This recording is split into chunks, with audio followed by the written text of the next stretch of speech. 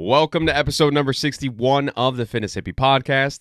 I'm your host, as always, Mark Torres. And in today's episode, to finish or not to finish? That, my friend, is the question. What? Bro, what are you talking about, man?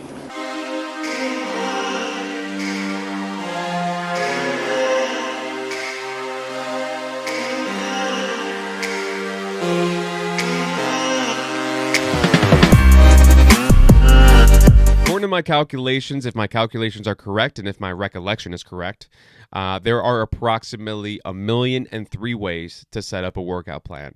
And a lot of it's going to be obviously predicated on your goals and your schedule, so it's going to be different for everybody. It very well may be decided on what your first thing on a particular workout day is. What I mean by that is if you go to the gym and you check in and you know that the first thing on your list is maybe something like a squat or a deadlift or a military press with a barbell, something that requires a squat rack, you might walk into the gym and the first thing that you do as soon as you're checked in is your eyes are going to dart to wherever the squat racks are in your gym, because you know that your gym probably doesn't have a ton of squat racks to begin with, maybe 3, 4, 5 if you're lucky, and they're a hot commodity. So if you don't catch one at the right time, you might not ever get one for the entirety of your workout plan. So you might walk in and look directly at the squat rack. If there's one open, that's where you're going. So even if you wanted to do something else before that, stretching, mobility, whatever, you're tied to that squat rack. You could feasibly take up that space and do all that stuff within that squat rack, but you might get some dirty looks. You might get that very brave gym patron that goes up and says something to you because you're taking up a squat rack that somebody else may need and not using the squat rack in that moment. So obviously gym etiquette is a thing. So that's something to keep in mind as you go forward. But maybe you're stuck to being in that squat rack because you had to get it. Otherwise, you're running the risk of never getting it at all. So let's say you're trying to work up to a 315-pound deadlift. You're obviously not going to walk in the door and immediately go and load up 315 on the bar. You're going to blow your back out. But you do a bunch of warm-up sets up to that point, increasing in weight gradually as you get to the point where you're getting close to 315 pounds, and then you do your working set. So that might be how your workout plan is set up, just based on the first thing for that particular day. But maybe you have a really strong emphasis on your cardio. So you walk in the door and you do your cardio right off the bat, 20 minutes, 30 minutes, 60 minutes sometimes, whatever it is. By the time you're done with that cardio, you're already pretty warmed up if you're going to do weightlifting for that day, or if it's just a cardio day, obviously you do the cardio and you leave. But you do cardio, maybe you're warmed up, boom, now you go to do your weightlifting. Maybe you have a nagging injury. Maybe you feel really tight. Maybe you do a mobility program as you walk in the door, maybe some active stretching. Work whatever you have to work out to prep yourself for the movements for that particular day. There's a million different ways that you can implement and you can start to structure a program. It's going to be totally dependent, like I said, on your goals and your schedule. There's no right or wrong answer here. Just whatever works best for you, whatever fits your lifestyle the best is where you're going to end up going. But I will say that of all the clients that I've ever worked with, I would say at least 75% of them have more or less the same workout structure. And it's really ultimately going to be like walk in the door, 5-10 minute warm up on a piece of cardio equipment. It's going to be cardio, or it's going to be a treadmill, elliptical bike, whatever cardio implement that you feel the most comfortable with. And then it's going to be like your traditional weightlifting section. So this is going to be the meat and potatoes of your workout plan. It's going to be the main part. So it might be, let's say it's 4 exercises and you're doing 3 sets of 10 of each of those exercises. So it's very traditional exercise, sets, reps, bada bing, bada boom. That is going to be the most important thing probably that you do for that entire day. And then at the end, if you wanted to do a finisher or just do cardio, one of those two things, that's typically how most people have their workout plan set up if they get a program from me. Obviously, there's some divergences here where some people just, they have different structures. But I would say for the most part, most people have a similar workout setup to that. A finisher might be a completely foreign concept to some of you guys out there. So I guess the best way to kind of explain it is it's kind of like a circuit style, very quick thing, very quick exercise setup at the end of a workout. So for example, like the first finisher that I'll ever put anybody through, maybe it's their first day. I think it's something that they might enjoy. It might be something like a bodyweight box squat, a plank, and jumping jack. So it's 3 exercises and you do 30 seconds of each. Then that constitutes one round. You take 30-second rest after that first round, and then you repeat it 2 more times. So it's 3 rounds total, 30 seconds of each exercise with a 30-second break in between. That's a very basic finisher that you can do to start off with. So that kind of gives you a general idea as to what a finisher might entail. But there's no tried and true. There's no like rules. There's no box within. There's no box to put all the finishers in, right? It's just whatever your imagination can come up with.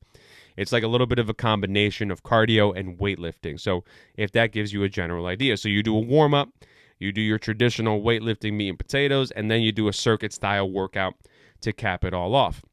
So I think that this being a foreign concept to some of you guys, I figure this is a great opportunity to go through some pros and cons, tell you what a finisher is, just did that, but go through some pros and cons and see if some of these pros and cons speak to you and if you wanted to add or even take away a finisher from your workouts going forward from here. So without further ado, let's get into some of the pros.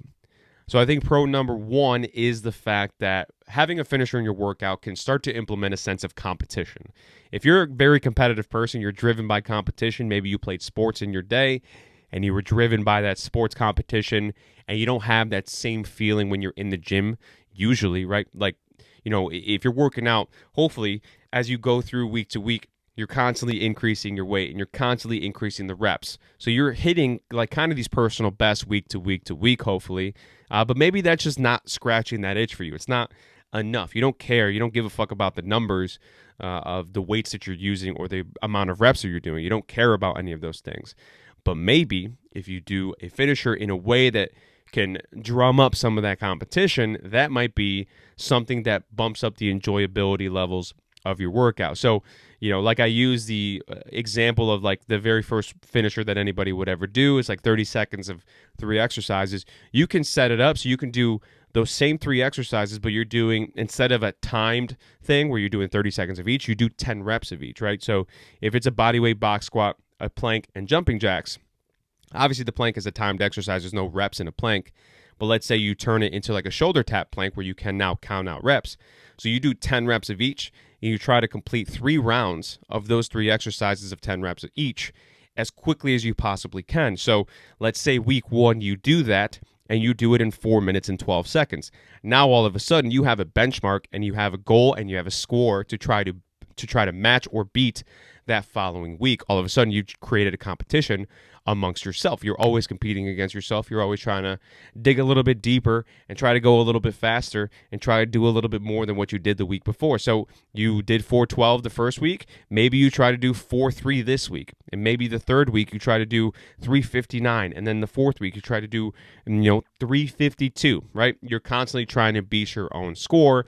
If you're a person who's highly driven by competition, this is a great way to implement that sort of competitive fire and to ignite that competitive fire if that's what's in you and it hasn't been ignited up to that point. It's a really great way to kind of inject some enjoyability into your finisher, into your the end of your workout plan. So if that's something that drives you, this is a really great way to start to implement things, and maybe something that you end up enjoying doing in the gym versus everything else. Not that everything else is null and void, but hopefully you look forward to the end of your workout there as opposed to dreading it. So if you enjoy competitive spirit, if you have a competitive spirit, a finisher is a great way to go. Pro number 2, it's a great place to add fluff exercises.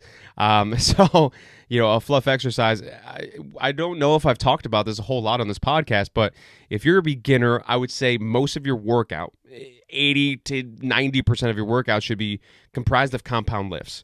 A compound lift is like a multi-joint exercise. It's something that's going to take multiple muscle groups in order to complete, right? So something like a deadlift is not going to be a single muscle exercise, right? It's going to be quads, it's going to be glutes, it's going to be your erector spinae, it's going to be your shoulders, it's going to be a whole multitude of things that you need to implement in order to complete a deadlift. Versus something like a bicep curl, it's a single joint movement. It's very isolated. Only your bicep is working in that particular moment. So if you want to have the most bang for your buck, doing majority compound movements, especially to begin with, until like maybe a physique goal starts to show its pretty little head, until you get to that point, just really focusing on compound movements is going to be the best bang for your buck. So the majority of your workout plan, the meat and potatoes part traditionally should be compound moves. If you're doing 4 moves a day, all 4 of those moves should probably be compound movements. If you have more than that, then you can start to implement some of these isolation movements. But like I said, it's going to be dependent on your schedule. So just because compound moves are the most important thing, that doesn't mean that these isolation movements, these accessory movements are unimportant. But I would say that they're in the hierarchy of importance, obviously less important.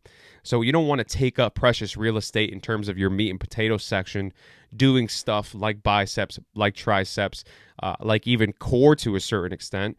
That's not going to be a lot of bang for your buck. And save that space for the big muscle groups like your chest and your back and your quads and hamstrings. So in a finisher that's outside of your meat and potatoes traditional weightlifting, that's a great place to start to throw in these accessory isolation movements. So if you have an upper body day and your upper body day is going to be 2 chest exercises and 2 back exercises, that's the meat and potatoes part.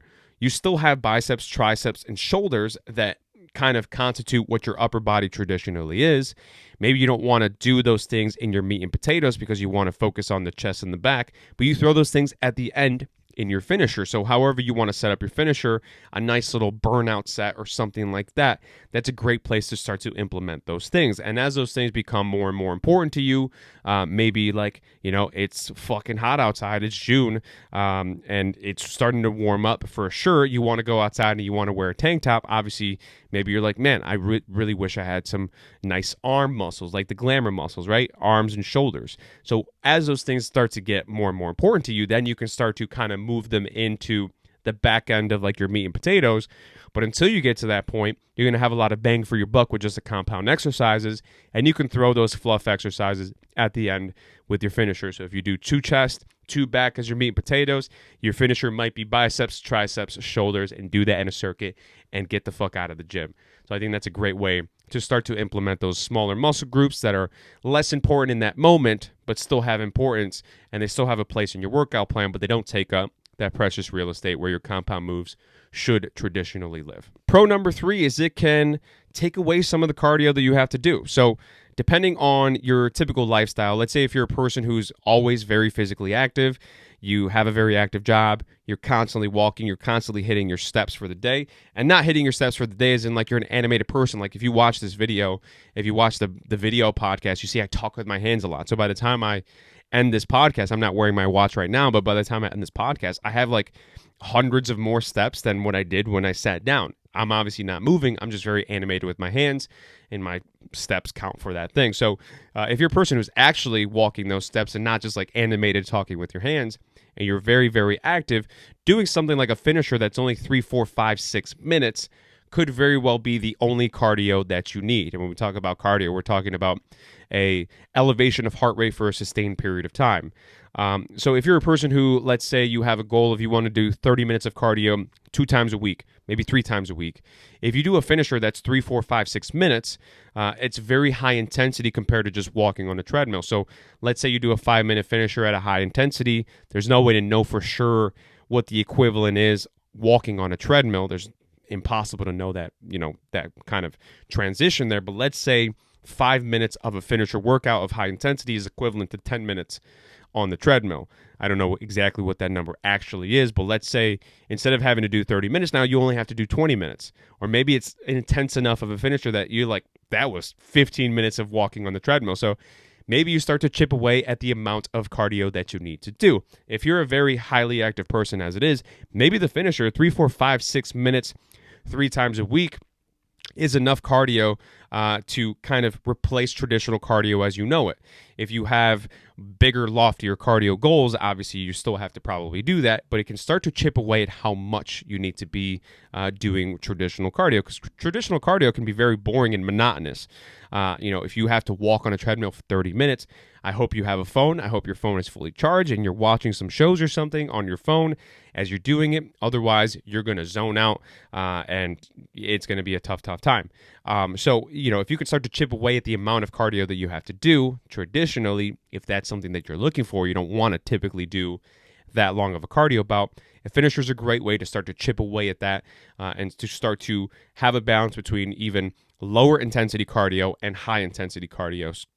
Depending on the way you have your finisher set up, it should be something that elevates your heart rate. You're constantly going, depending on how it's set up, like I said, and it's elevated for a sustained period of time, 5, 6 minutes, 3, 4, 5, 6 minutes. Depends on, kind of the workout that you create. So hopefully, as you go through, this is a good either For most people, I would say it's probably not a complete substitute, but it's going to take away a good chunk of the cardio that you would traditionally typically have to do. Last but not least, pro number 4 is the sense of accomplishment. So I think that there is something very psychologically and mentally connected with this idea of fatigue and success in the gym. So if you've ever seen, or if you've ever gone on my TikTok and you know that the video that I got 2.3 million views on had to do with, fatigue not being a good indicator of workout success. That being said, that doesn't mean that we still don't have the strong mental connection to me being gassed out means I had a good workout. Traditionally, if you just do like the meat and potatoes part, that's all you need to continue to make progress. You don't need the finisher. But we just have the strong mental connection. You can go through an entire workout. Let's say you're in week 1 of your workout. You might not get that close to failure week 1. You might go through the entire workout. You could hit it with 100% success, and you won't feel super fatigued at the end of it. As you get deeper and deeper and as you get closer to failure, of course, you're going to start to feel that sense of fatigue the whole way through because you're pushing really, really hard. But until you get to that point, you might go through an entire workout and not feel very fatigued. And there might be a psychological thing that happens there where you're like, man, did I even do work today? Of course you did work. You hit your workout with 100% success, but psychologically the connection is not being made there. So when you do something like a finisher where it's high intensity, you're sweating, you have that deep breathing, you kind of feel like your muscles are burning a little bit, there's a psychological and mental connection that's there. There's like, I did something today. And for the most part, the physical part of working out, not the physical part, the psychological part of working out, the mental part of working out is and can be more important than anything that you put down on paper in terms of workout plan. You can have the best workout plan on the entire planet that ever lived, that it was ever created. And if you are not, psychologically and mentally into that plan and you've bought into that plan, you're never going to have success with it. I don't care how good it is. So, the psychological and the mental aspect here is so strong and it's so important. So if you're a person who goes through an entire workout plan and you're like, I don't feel like I did enough, doing a 3, 4, 5 minute finisher that is high enough intensity to kind of get you to break a sweat and to start to feel that muscular fatigue and that deep breathing could give you a profound sense of accomplishment. And that might be the biggest pro of them all because it gives you the sense that you did something successful. So pro number 4 is a sense of accomplishment you feel after a finisher. So on the flip side, where there's good, there's obviously bad. So I've got 2 cons for a finisher. And con number 1 is it could negatively affect your performance for the following days. So obviously you have a warm-up, you have a meat and potatoes weightlifting, and you have a finisher. So that's kind of the structure that I'm talking about in today's podcast. If your finisher is intense enough, depending on how you set it up and depending on the workout you do, that it's negatively affecting the day after and even the second day after, then obviously you're kind of running into a bit of like the snake eating its own tail situation, right? Because your finisher is there for a specific reason. You think that it's something that you would enjoy. Of course, you think that's something that's going to help you. But if it's affecting the meat and potatoes part of the following days, now whatever, kind of successful things that you had, whatever positive effects you had from implementing a finisher, you're now negating those things at the same time. So if your finisher is too intense, that let's say you do a lower body finisher on Monday, and then by the time Wednesday comes when you're supposed to be doing legs again, your legs are shot from Monday's finisher because it was just too much. Now you're shooting yourself in the foot because now you're not able to do the workout that you had planned for yourself on Wednesday because you did too much of a finisher. So depending on how, this is something that's easily compatible with just like, picking a finisher or coming up with a workout plan that is appropriately scaled and appropriately difficult. So this is kind of an easy fix, but this is something that you can run into. If you find yourself doing a finisher and you feel great after it, but it's affecting your performance in the next couple of days, that's obviously something that you have to keep in mind. So con number 1 is positively or a possible negative effect on your performance in the following days. And last but not least, con number 2, and the biggest con of them all, is it's totally not necessary. So a finisher, I would say that in my personal workout plan, I do a finisher more times than not because I think, the cardio that I do is not enough right now. I want to go run outside, but I'm so lazy sometimes and I won't go out there. So I do a finisher to kind of implement some form of cardio into my life. So I do a finisher for that reason. You might do a finisher because of that sense of accomplishment. You might do a finisher because of any one of the pros that I talked about. Like you want to throw in some accessory moves into the end. But ultimately, at the end of the day, if you never did a finisher for the entirety of your life and you just did warm up, meat and potatoes, cardio, cool down, and that was your setup, you would and feasibly could and can make great progress in your fitness journey for the entirety of your life, not ever doing a finisher. It's totally not necessary to do. It's like a thing where more so than anything, and I've talked about this a lot on the podcast, is like in terms of like building muscle and having progress in that sense, it's all about progressive overload. And that's going to be the thing where finishers are kind of hard to track progressive overload, because if you're doing, let's say you're doing a workout where you do the box squat, you do the plank, and you do the jumping jacks, if you're trying to ignite that competitive fire, you want to keep that workout the same every single week, and you might cut a few seconds off your time every single time, and that's great. But then eventually that finisher is going to change. You can't do that finisher forever. So it's going to be really hard to track progress. It's going to be very hard to implement progressive overload versus like if you did, let's say, 30 seconds of each of those exercises and then you added 2 seconds. You did 32 seconds and then you did 34 seconds and 36 seconds. You're creating more work for yourself. Absolutely. And that's great. And that's a little bit of a form of progressive overload in and of itself. But that's not something that is sustainable for a long period of time for something that's so high intensity like a finisher would be the way you set it up. So, as you get higher and higher, now you're running into that con number one where it can negatively affect the upcoming days after that particular workout. So it's something that you've got to monitor, right? It's completely not necessary to do. If you listen to this podcast and you're like, the 4 pros that you talked about are way more profound to me, they speak way more to me, by all means, go ahead and do the finisher. Like I said, I do a finisher myself sometimes or not sometimes, I would say most of the time, I would do a finisher in my workout plan, especially as I work out at home and I don't have access to like a treadmill and an elliptical and a bike or whatever. I can run outside, of course, but, I'm not the biggest cardio fan, as necessary as it is. So I absolutely do a finisher more times than not.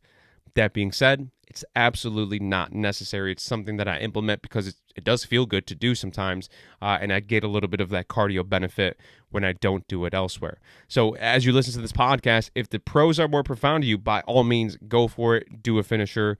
As I'm not sure when I'm going to do it, but I'm going to announce something pretty soon here that would be maybe finisher heavy. So if you have trouble kind of coming up with finishers, be on the lookout, because I'm going to start to maybe release some of those. If you ever have any issues with trying to figure out a finisher, you could always contact me. Hit me up on Instagram at mtfit. Send me an email at madetoexcelfitness@gmail.com. If these pros are so profound to you that you want to implement a finisher, by all means, go for it. Let me know if you need any help. And on the flip side, if the content were profound to you, by all means, just don't do the finisher. So this is just an informative podcast episode. Maybe introduce you to something new. Maybe introduce you to something that you've never heard before. Maybe introduce you to something that maybe will make a difference in your fitness life going forward. It is ultimately your decision to make, and that's the beautiful thing about this fitness game. Hopefully you enjoyed today's podcast episode. If you did, make sure to hit that subscribe button wherever you're watching or listening on Apple Podcasts, Spotify, or YouTube. Make sure to follow me on Instagram at mtfit. If you ever have any questions, that is the easiest place to reach me via direct message, of course. And obviously follow me on TikTok at mtfit as well. Always some fun stuff going on there every single day. I hope you enjoyed today's podcast episode, and I will see you guys in the next one. Peace out.